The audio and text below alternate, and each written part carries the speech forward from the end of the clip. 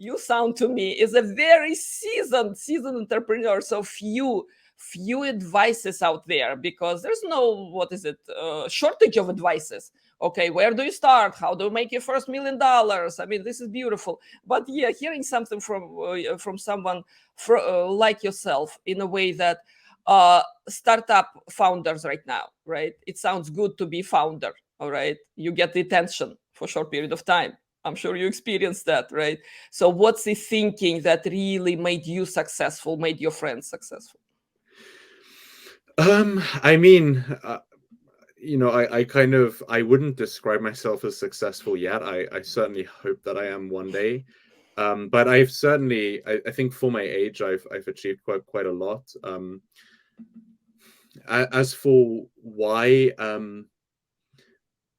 I think for a few reasons. So first of all, I'm very honest about what I'm good at and what I'm not good at. And my biggest weakness, being 23, is that I do not have decades of industry experience, because I cannot have that at my age. So that's something that I realized, a few years ago. And now, basically to compensate for that, I make sure that I can, constantly connect with and listen to people who have a huge amount of experience, and then factor what they say into my decision making. And that doesn't mean like just, blindly following their advice, but it means, adding their input and their feedback into my whole kind of decision making process, so that I can almost act in my decision making as if I have a lot more experience, but I'm kind of, supplementing that experience and getting it from elsewhere.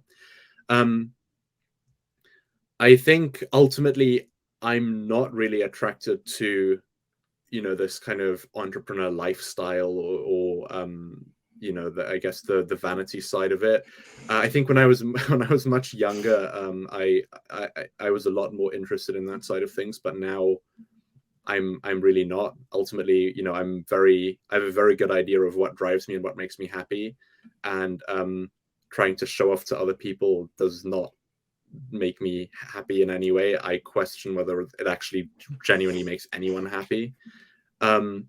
But ultimately, what does make me happy is solving complex problems and making, a big impact on an industry that I really care about, such as freelancing. So that's something that drives me, and that's something that I really kind of, focus on. So I think being very, very honest with yourself, and understanding your strengths and weaknesses and what drives you is a very, very good starting point.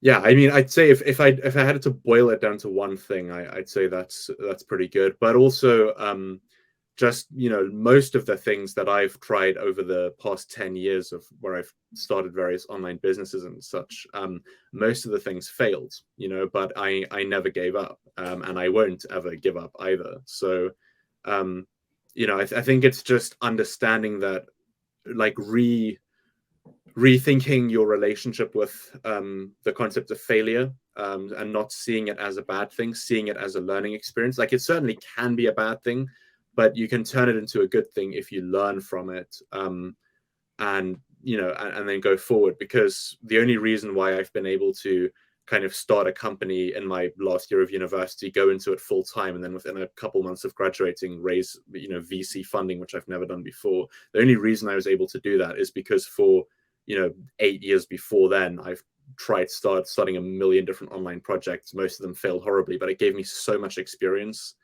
And I wouldn't change a thing about that. So yeah, ultimately it's about rethinking your relationship with failure and just being very, very honest with yourself about what drives you, and what are your strengths and weaknesses, and then supplementing the weaknesses and really focusing on your strengths.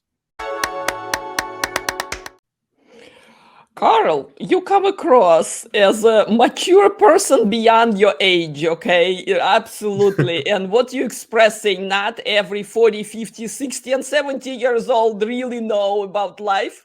So absolutely, I'm so happy to share this with the audience on SaugaTalks. So if you're listening to us right now, if you're watching us, please follow Karl, because the progress of Revolancer, the interesting, absolutely exciting development in the gig economy and the young entrepreneurs who are making that difference, to me, it's fascinating.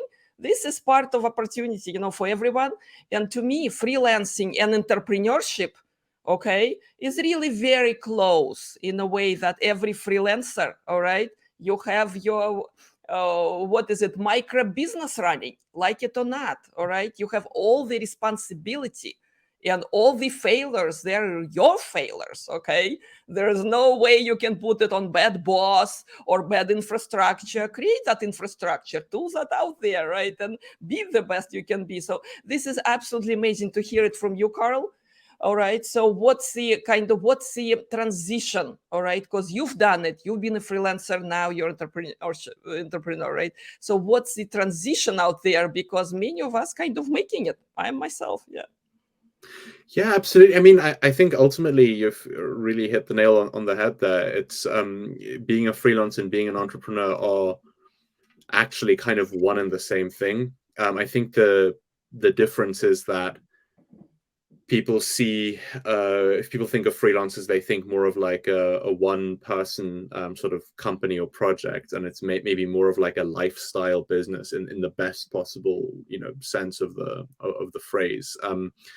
But entrepreneur can kind of, I think there's more of kind of like a growth ambition attached to that word.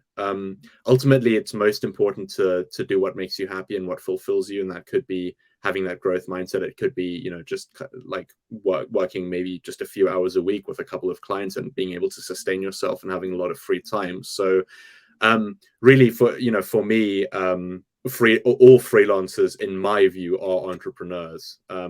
And kind of vice versa as well, but just the key difference kind of being that growth mindset that I think is more an entrepreneur thing.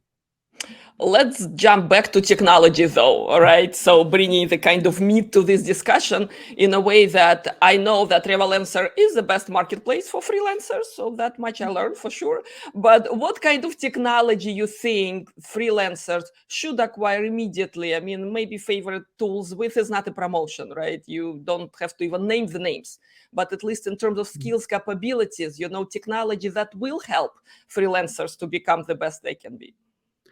Yeah, sure. I mean, in terms of technology, the cliche answer is ChatGPT. I think there are lots of things that can help you with, from like drafting emails to if you have a blog or something where you write about your work to, using it for that. There are so many things where you can actually use it to save you time. So I'd say that's a good starting point. In terms of other tools, I think ultimately the best thing to do is to really invest in yourself and keep learning as much as possible. I think that's going to help you more than any one individual tool can, because that's really how you can set yourself apart. And the one, something like ChatGPT, one thing that won't really be able to do is sort of think, and that's where humans are still much better. So, really just developing yourself as an individual, your skills, your thinking process, your sales ability, because that's a big part of freelancing too, is kind of pitching and selling to clients. I think that's really the best thing to focus on.